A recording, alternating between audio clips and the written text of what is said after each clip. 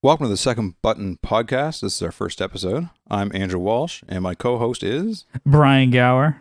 This is a Seinfeld podcast. I guess we're going to be watching Seinfeld. Probably one of the greatest shows in the comedy universe, I would say.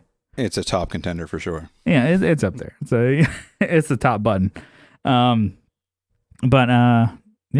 super excited for this one. Yeah, so we'll start off tell you who we are. So let's start with Brian. Who are you? Where are you? And what makes you tick? So I'm Brian Gower. I am, in U.S. I'm in San Diego, Southern California, and I host a guitar podcast called The Tone Jerk. So it's a guitar musicians podcast, and that's kind of how I know Andrew. Is he was listening to that, and we became friends, and we started talking about music and other things. And I host that podcast. It's a weekly podcast with my buddy Kyle McIntyre, and it is kind of nothing to do with Seinfeld, I would guess, unless you count like the synth bass lines, slap bass lines of the music. But we should get Kyle to record some intro music for us. Boom. Every time I try and do my own stand-up routine. But I am a huge fan of Seinfeld. It's probably, I would say, and I kind of gave it away in the intro, it's probably one of my favorite shows. And as I'm going through this, and since during this recording, I've already probably blown through 2 seasons of the show. Yeah. I was trying to pace myself so I didn't get too far. Oh yeah. I'm gonna have to go back and rewatch as we go along. This is my favorite show. I don't know what it is. It's not like gut wrenching. That's probably not the best way to describe it. Like belly laughs that you're like, oh, you're gonna like lose your shit on it. But I'm like, everything is funny. You're like, you might get the breathes out of the dragon as you're watching the show. It's funny. It's one of those. It's one of the laugh track shows that didn't actually need a laugh track. Oh yeah, it's just a victim of the time. Yeah, definitely from the 90s. But yeah, anyways, the gist of it is I have a podcast. Andrew listened to that podcast and we became friends, and we've talked, and he's been on my show. We've been guests on Just Surprise Me and stuff like that. And then we've been talking and thought it'd be cool to start a Seinfeld podcast. But that's the gist of it. Andrew, who are you? Where are you from? Get a little backstory on you. What you got for me? I'm Andrew Walsh. I'm from Nova Scotia, Canada. I'm a husband and father of grown children, and I'm a paramedic. And I'm grown children. Grown children, not little children anymore. So basically, like me. Yeah, like Brian. And they watch anime and yeah, like anime. I play video games. I'm just a child.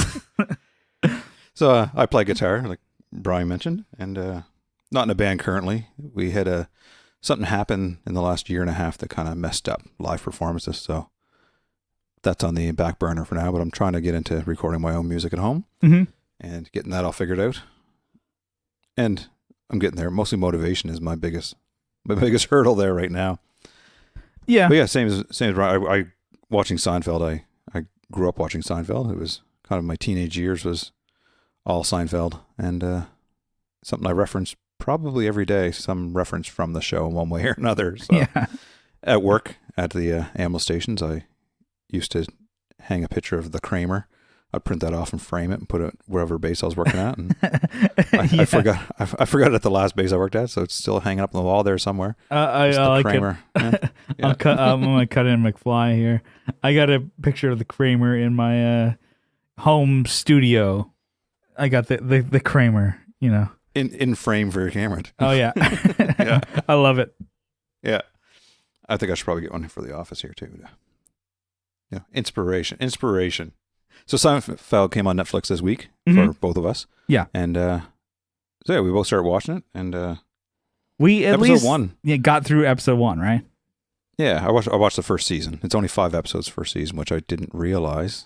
Because whenever I watched it as it came out, and then I watched it whenever it was on TV when I was around. But I cut cable 7 or 8 years ago, so it's a TV just isn't on in our house. We watch stuff on streaming stuff, but we don't just have TV running in the background just make noise. Yeah. So I haven't watched an episode of Seinfeld in a long time. Yeah. I think I definitely like grew up with it in the household because my old man and my mom, they were into watching Seinfeld. So I would catch it, and I'm like, just like, you're just fucking rolling around trains or cars or whatever. I'm like, oh, what the fuck this is. So, anyways, Playing with your pinkies. I think, yeah, I must have been 8 or I don't remember when Seinfeld ended. I must have been 8 to 10 when it ended. So I didn't get 98, I think it ended. Yeah. Okay, I was 10 years old. I don't remember like really any of it. To me, it really hit hard like a sledgehammer. Thor coming down with with his Mjolnir, with the TBS Superstation broadcast of the show. And that's where it played here too on TBS, like all the friggin' time. Mm-hmm. And that was my middle school, high school days. I'm like, this show is great, and that's when I would watch it all the time. And like, I'm like, it got me. It's great, and it maybe for good or worse, like formulated, a lot of the jokes and like comedy that I get nowadays, which is very dry. And that's the comparison to, It's Always Sunny in Philadelphia. It's Always Sunny in Philadelphia. The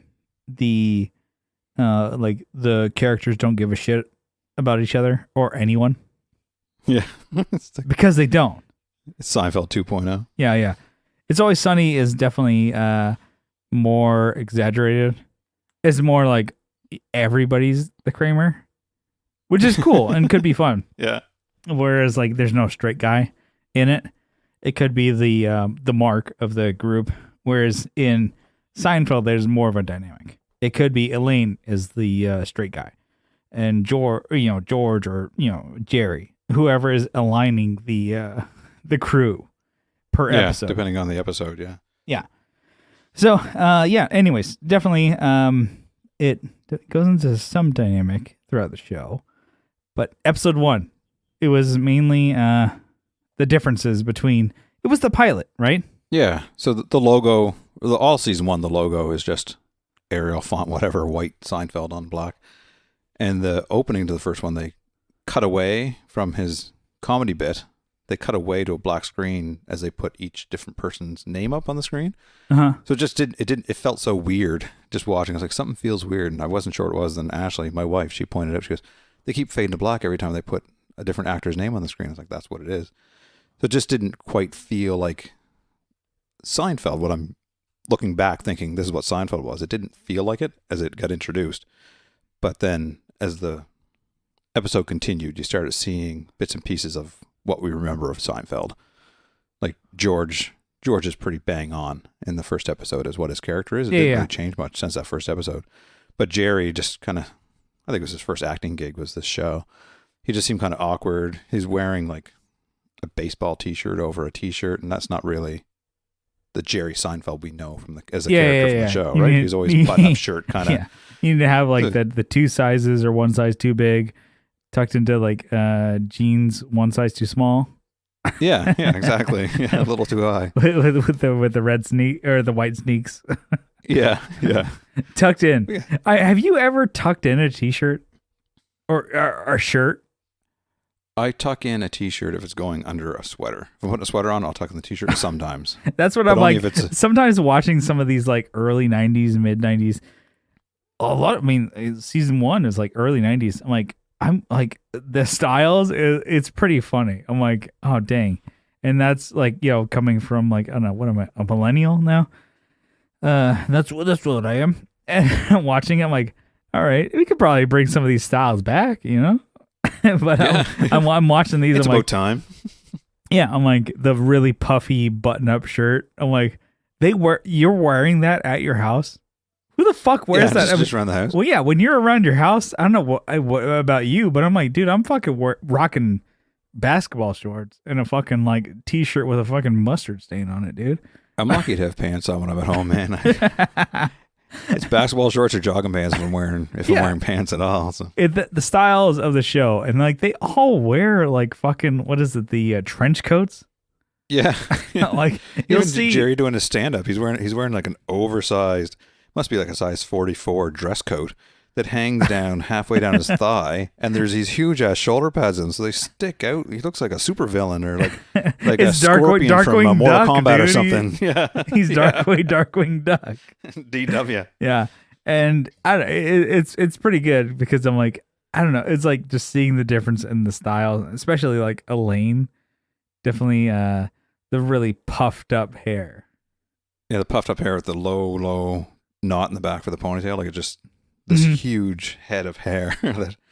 And Kramer comes in. I think he's in episode 1, right? Yeah, he as does. Kessler. He does not have. Oh wait, he has a different name. Yeah, in the first episode, Kramer comes in and mentions a baseball game that Jerry's watching that he taped on a VHS. And so Kramer comes in, he brings up the game, and he's like, Kessler, why? So they called him Kessler in the first episode. And I think they play back on that later on when they do a flashback. Yeah. When Kramer comes to the door and introduces himself to Jerry, or Jerry does it the other way around. And he goes, you're Kessler. And he says, no. He goes, well, that's what it says in the mailbox. And he says, whatever, they didn't change it. I forget the actual episode. We didn't get there yet, but it's way down the road. But they play back on that same. Oh, same yeah. bit Yeah. That they called him Kessler because I guess Larry David's neighbor, his name was actually Kramer. So he didn't want to use the name. But then after the pilot episode, they just said, fuck it, we're going with Kramer. It just worked better. So. But yeah, so he actually calls him Kessler in that first episode. Then they don't touch it again for seasons. I totally didn't. I totally didn't catch that. I think I thought of the how quaint it was to like put a tape in and record. I was at the tail end of that. You remember like recording TV? I do. I remember when you could set the timer on the VCR to record. Yeah. But then you'd set it to record like a football game, and you'd set it for 3 hours, and the game would go to 3 hours and 15 minutes. So you get the last touchdown, you miss it. You just, you got to rewatch it. And it only recorded for how much time you set for it, or how much time you had in your tape. So you could actually set the timer. And then when DVRs came out, it was like, oh my God, this is amazing. You didn't need a tape. Yeah. So, I think I was at the point where I was recording because I like either couldn't stay up that late, like my own body or whatever. Like I couldn't stay up to watch South Park. So I would record them as a kid. Yeah. I think it was like 8 to 10 or whatever, that age where I was like, oh, I was recording it. So I knew how to operate a VCR, but I couldn't because I'm like, oh, we had like another TV in another room. So it's go to bed. And then I wake up and watch it again. And sometimes when they would push something back, I'm like, I want to fucking watch The Daily Show. Yeah. Craig Kilborn, who the fuck it was. And still definitely do not watch The Daily Show nowadays. And then it's like, I was so pissed as like an 8-year-old. I'm like, I don't know. God damn it. I want to watch Care about the world. I want to watch South Park, not fucking The Daily Show. Yeah. And, oh my God, I thought of, back to those days when you, and even now, watching live TV, I'm like, oh, I have to watch a show that's now. Yeah, and commercials. Ugh. Do you ever do that? Oh, there's a show that's airing live on TV. No, we did for a while, but you're like, oh, I need to watch it. I have no interest. Let's get together to watch this now. That's what is fun. I don't know, kind of like fun to watch about these shows, or like that wasn't that long ago because I remember that. Yeah, things change so fast. Even when I had cable, we watched shows that came out each week and we'd make sure we were available to watch that at that time. And it wasn't, 7 years ago maybe we did it all the time. So yeah, no, I totally remember doing that. I totally remember watching those shows at the time that the network said, like, here's Seinfeld on now. And then you're like, fuck. Whereas like nowadays, everything's all in like, I'm like, oh, it's uploaded on the website now. So you go and watch it. Yeah, you just watch them all. Yeah. Or yeah, so when when Kramer came in that episode, oh yeah, you're bringing it back on track. Flat down to his head. Yeah. He didn't have the Kramer hair for the first couple episodes. He was definitely a lot more awkward and more lower register.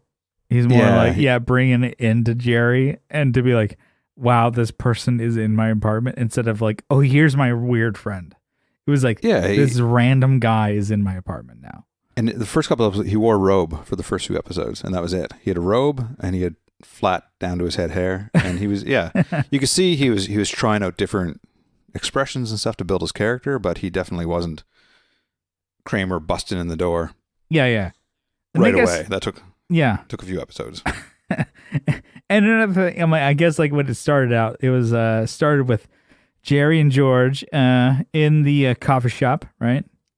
With the waitress, it seemed like she was going to be an ongoing character. Like the way they introduced her and had her riffing with them, it seemed like she was going to stick around. But I think that's maybe they replaced her with Elaine to have the female funny person in there too. But I don't know.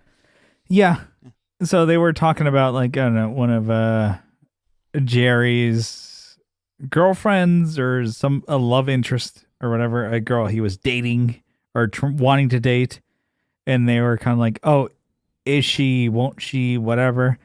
And then it was basically him, Jerry and George talking about, I'm like, oh, this doesn't sound good. This sounds good. This sounds like promising for, a dating life or whatever. And then I saw that. I'm like, oh, I still remember and do those conversations. Because I'm single. I'm not dating anybody. Not married or whatever, and you could still have those nowadays. Like a pros and cons list. Well, yeah, now maybe not that direct, but I'm like, okay, like you match on Tinder and then you're talking. I'm like, what should I say next? You could bring it to a table and a conversation, and it could even be to. I think I've done it before with Kyle and his wife. I'm like, what should I say next? Yeah. And I'm like, I don't even know. And I've done it before where I'm like, I just give it to Carrie. I'm like, here's my phone. You type something out.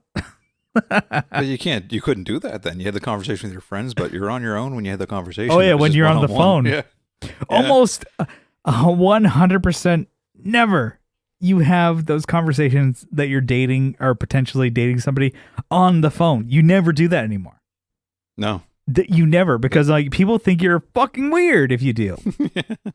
Yeah, I still enjoy if I have to get something out there quick, shoot a text. But if I need to discuss something with you, I don't want to text. I'll just call and talk. Right?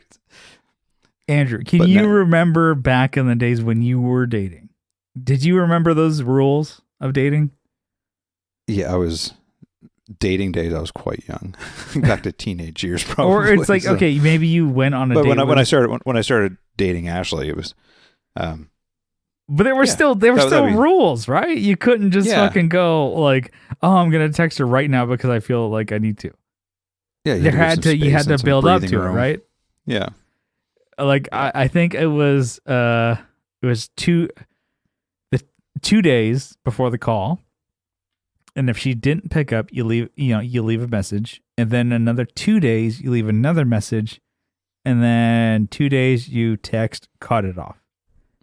I remember when I was a teenager, it was you call and leave a voicemail, and you're like, did they get the voicemail? I don't know if they got the voicemail, and then you just kind of like, you didn't know if you could leave another voicemail. Oh, you ignore the first voicemail that you leave, and then you leave another one, like nothing happened. Yeah, and then you text, and then you leave it up to them. Then you just bounce. Because and I will say this because I went, and with like I don't know, I guess going steady girlfriend or whatever of mine. She just happened to have shit going on, and we dated for like 2 years or whatever. She was like, the first time we actually started getting it going and dating, she's like, no, you did the rules exactly. She's like, I thought it was hilarious that you did the rules exactly.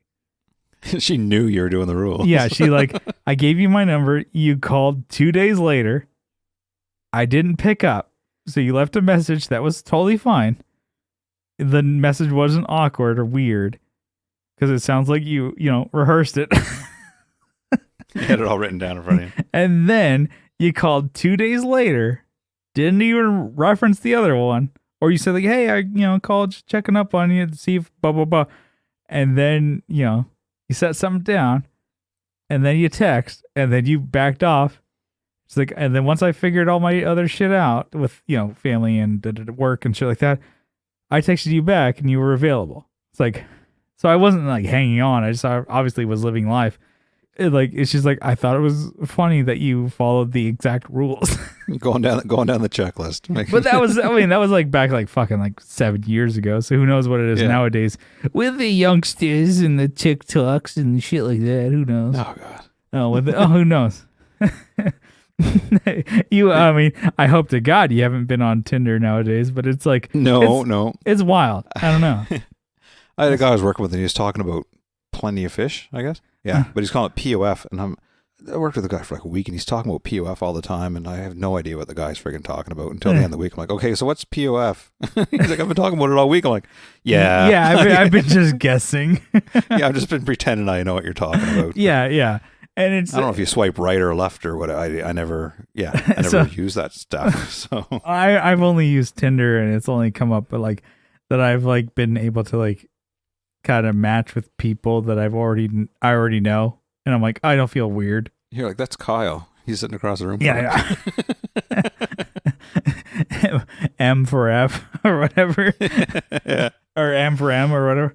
And then I've done it to where I've met with people like I knew like years ago back in like high school or whatever. And then it's funny because she's like, "Oh man, okay, you list your podcast in your bio," and she's like, "I listened and like, so you guys just think you're really really funny, huh?" I know I'm funny. She's like, "You guys just constantly laugh at all your jokes. I don't get half of them." I'm like, "All right, unmatched," and I just swipe and delete. No, but. Edit profile, delete podcast. No, delete you. If you don't think I'm funny, fuck you. But it's just the different world of dating now. And totally you can go on dates and you can hang out and do whatever you need to on the dating profile. When Ashley and I knew each other for a while before we started dating, and then when we connected, it was a message on Xbox, just like, "You're up late," and then that's how it all started. Okay. So. Whoa. Okay, you meant the dating started to like, the dating through Xbox? What the fuck is this? Yeah, we messaged the right Xbox. You messaged me back, and we chatted back and forth through text there for a little bit, and then we called, and I was like, I was playing the Star Wars game. Not Force Awakens. That's the Battlefront? Movie. Force Unleashed. Okay. Playing Force Unleashed. And I was fighting a Rancor, and I'm like talking on the phone. I'm like, I got to beat this fucking Rancor before I stop playing the game. Dang. Okay. Yeah, we talked till our phones died, and then it went on from there. And I know a guy that met his wife. They played World of Warcraft together. Like, she was down in the States, and he was up here in Canada, and that's how they met, was playing World of Warcraft. Yeah. And now they're married, living somewhere not here. No, that's actually a pretty cool story. I like that one. But that kind of just shows, the difference of like, I don't know, nowadays or even the last 10 years of like dating and, leaving texts and texting back and stuff like that versus, this episode where they are almost deciphering the voicemails that you would leave on a tape, tape answering machine. And then you decipher those with your friends. I'm like, what did they emphasize? Did they emphasize this word or that one? I'm like, what is the intention of that? Instead of, just being forefront and asking the person.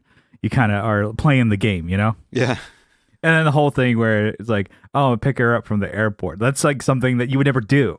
Yeah. Like that's such a pain in the ass. You wouldn't bother your friends or family or even somebody you don't know to like, oh, pick me up from the airport. You just get an Uber, Where I used to live, it was an hour and 10, hour and 50 minutes to the airport. And that was always the thing. Do you take your car to the airport? Do you get someone to drive you to the airport? And it was always a big deal. Right now, it's not a big deal because we're not going anywhere. But now we live 10 minutes from the airport, so we could just get an Uber or a cab or something that's not bothering family and friends. Oh yeah, to me, I'm like, I'd much rather get a ride anywhere, especially with like, I don't know, going drinking downtown or whatever, and you just, for me, I'm like, even if I play a gig, because my equipment that I bring is all like handheld nowadays. I got my bass on my back and everything handheld. I just can Uber anywhere. So It's all carryable stuff now. 100%. I'm like, you got a trunk? And they're like, oh shit, I'm a roadie tonight, dude. Yeah. Like they put on their band T-shirt and they're light a joint all while they're driving you stoked. there. And I'm like, oh man, let's go to the venue, dude. I'm like, there's some That's awesome. dive bar. And I'm like, oh dude, even if it's like high escalated prices, and they're like, oh, we're fucking charging $30. I'm like, worth it. Totally worth it, because I'm like, you know how much a DUI sucks? I don't, I don't, but I can assure you it probably sucks. I'd rather not know. Exactly. Anyway, Yeah, that first the first episode, the first scene where they're talking about dating in the restaurant, it's Pete's restaurant instead of Monk's. I noticed that one, and it's a different layout. They didn't quite get their set for that. Yeah, and but even I went Jerry's to that apartment restaurant. Yeah, and I went to that restaurant when I was in New York, and the outside it's called Tom's Restaurant. So on the show later on, when they show the outside, they show where it says restaurant. Right before that, it has Tom's on the outside sign. So that signage is still there. So it's Tom's Restaurant, and then outside they have different seating areas, and they have a banner for George and Jerry and Elaine and Kramer. But then you go inside, the inside's not the same thing. Obviously, that was a set. Yeah. And it's not set up the same. But the menu has Elaine's big salad on the menu at this restaurant in New York. So, got the big they're salad. Yeah. It's crappy food in a crappy restaurant, but they're playing up the fact that Seinfeld used the outside of their building for the restaurant, and they get customers. They get tourists like me in there eating a shitty sandwich. Yeah. So then the first conversation they have is Jerry points out the second button on George's shirt. So we should probably start with this, I guess, because that's where we got the name for the episode. That's the first scene is going on about George's second button, how it's too high. And he's wearing this purple button-up shirt, and the button is way too high. Yeah. But then later on in the episode, he's wearing his long, like you said, everyone wears almost like a trench coat, and it's green. And we were wondering, like, is it because of the Joker? The purple shirt, the green jacket. He just and Jerry's a big Seinfeld fan, or a big DC Comics fan. So we were wondering. Me and Ashley watched that. I was like, are they playing off the Joker with that, or is that just they thought that looked good? The purple with the green jacket. Yeah, the Joker.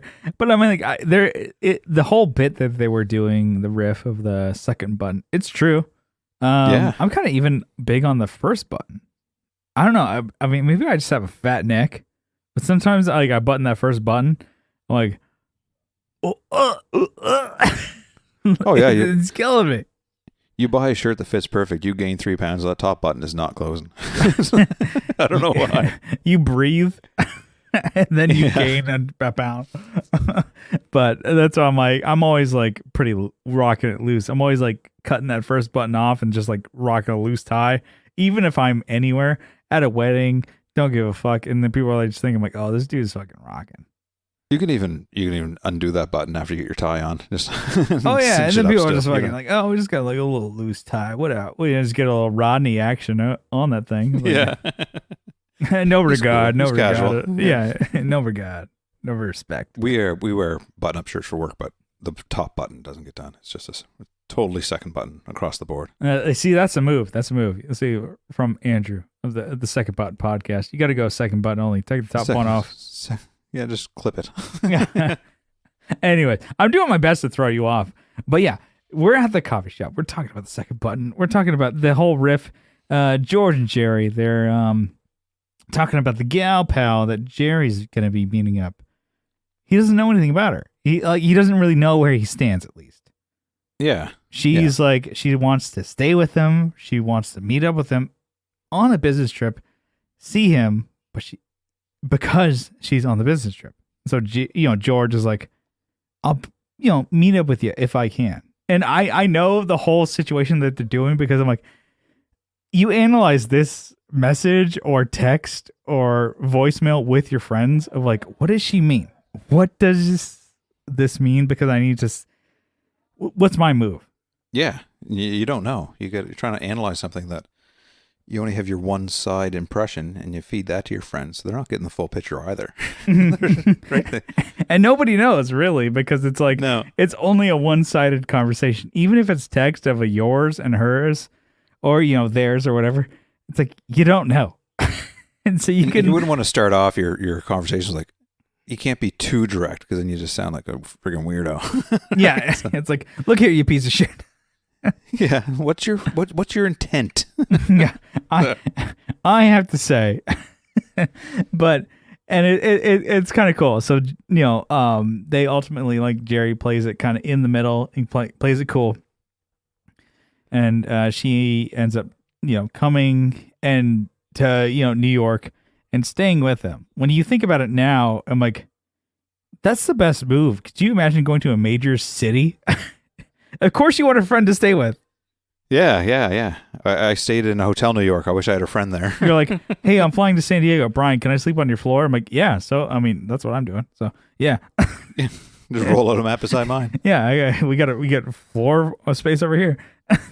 And that would be rad because it'd be like no cost. Yeah, we got a queen size bed, spare room in our basement, and we're 10 minutes from the airport. So yeah, anyone that we know that is going to be flying in, they know that just stay here. Don't get a freaking hotel that's anywhere. the move. I should fly out there. Fucking, I need to experience some snow. You wait a couple months. I haven't seen some snow in I've waited already fucking 13 years, so I can see some again. What's another few months, right? Yeah, what's another few months? But I'm like, that's the move. So if I was like, oh, hey, Andrew, can I sleep on your floor? Boom, there you go. And then my sister, she lives like, Northern California. I'm like, oh, air mattress? I'm like, dude, that's a step up from sleep on the floor that I do. Yeah, I wish I had an air mattress at home. Holy shit, it was a king and queen sleeper. Yeah. So it's the difference that she's like, oh, can I, roll out bed that she's staying over there. This is what Jerry has planned. And then Kramer gives him some shit. It's like, don't give her an option. If she's coming over here, you got to let her sleep only in your bed. And I'm like, yeah. And to me, I'm like, well, this dude gets it. It was like he gets it, but it was kind of creepy at the same time. Yeah. For today's standard. You got like the devils on the shoulder of like Kramer and George. I'm like, I can only let her sleep in your bed. Da, da, da, da, da. And then, he's like, no. She's going to have this because I'm not going to be a fucking creep. And then, kind of eventually goes through some shit. And then they go to the airport. And then him. It starts all over again. Yeah. How do I, George, do I give her a hug? Yeah. George is there with Jerry. I'm like, how do you greet her? How do I greet her? What's the best way? You don't want to be too, I go in for the hug. I go in for the kiss. I go in for just the handshake. I go in for the wave. Yeah, then all the scenarios, like how does she approach you? Does she set the bags down first before she comes and says hello? And it's this whole it's great hyper analysis of something that's not even happening yet. Exactly. They go through all this. And it's funny because it's just, oh, this is actually still true. Yeah. But in a different way. With Ashley and I, when we started talking, and I thought it was going somewhere, and then she invited me over for a movie one night, and I still wasn't sure if that was inviting a bro over to have a movie or inviting me over to watch a movie and hang out and get to know each other that way. Yeah. No, I wasn't quite sure. So we're watching the movie, and I was like, I'm getting warm. It's warm. And I had my socks on, my feet were starting to sweat. And I was like, if I could just take my socks off, but is that weird to be just sitting in someone's apartment and just take your socks off? Yeah, you get your fucking dogs on the ottoman. And she's like, what the fuck are you doing? Yeah. And I got some hair on my toes. And I'm like, if I take my socks off and she sees my toes and sees my hairy toes, she's going to be like, first you took your socks off. What the fuck are you doing? Yeah. I think they're going to trim my toe hair up next time. So anyway, I was like, I'm getting very uncomfortable here. So I was like, I'm taking my socks off and I got feet like a hobbit. Luckily, she's a huge Lord of the Rings fan, so she's appreciated that. She's like, what's up? Yeah. What's up, Frodo? It definitely, watching some of these episodes reminded me of like dating faux pas or fuck ups that I've had. Like, I've had some where I'm like, I just fuck them up. Later on in the series, I've done the George.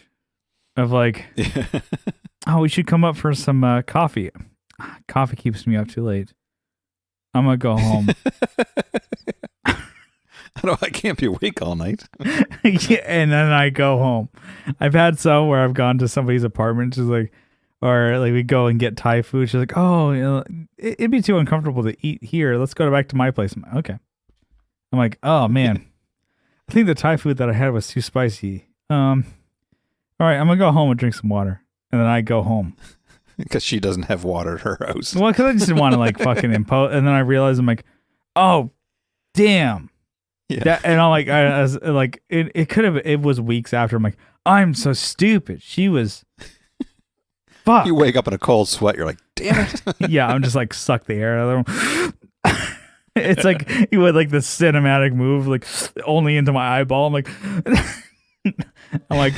God damn. And she was like really forcing me. Oh my God, I got coffee. I'm like, I can't drink coffee. I don't really like coffee. And she even said, I have coffee too. I'm like, at the moment, this was like 10 years ago. I'm like, I don't really drink coffee. I drink coffee now. I'm like, oh, I don't really drink coffee. And I'm like, what about water? I'm like, oh no, it's fine. I can get some water on my own. And I'm like, I left. I'm like, damn it. And to me, and this is just pervy of me sounding like she was an attractive gal, and I kick myself for that to this You blew day. She was a dime. I was a penny. Exactly. I was just a moron. That's what I was. Anyway, so this show is bringing me back to the dating scene and stuff like that. So, but yeah, definitely. So we're at the airport with George and Jerry.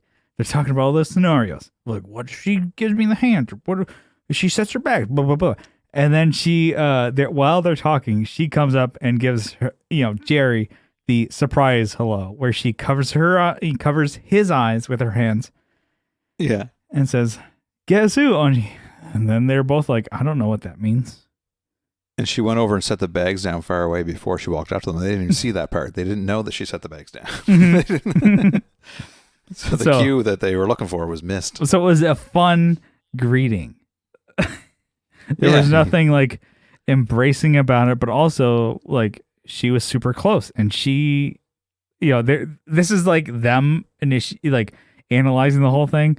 Like she initiated the touch, and like came up to. They're both like, you could like almost like jokingly see their brains racking of like Iron Man, like like Jarvis. What does this say?